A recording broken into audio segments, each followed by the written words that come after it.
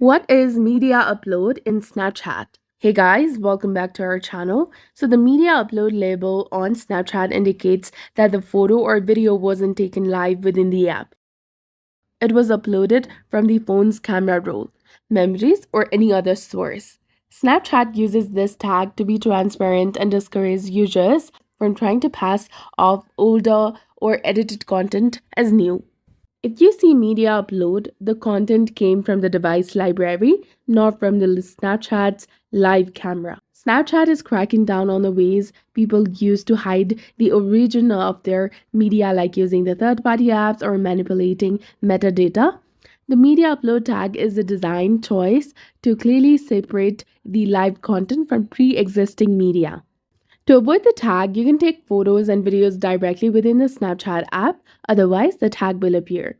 If you want to learn more about Snapchat features like memories, editing tools, or Snap Stories, you can just subscribe to our channel and like this video. Thank you so much for watching. We'll see you again in the next one.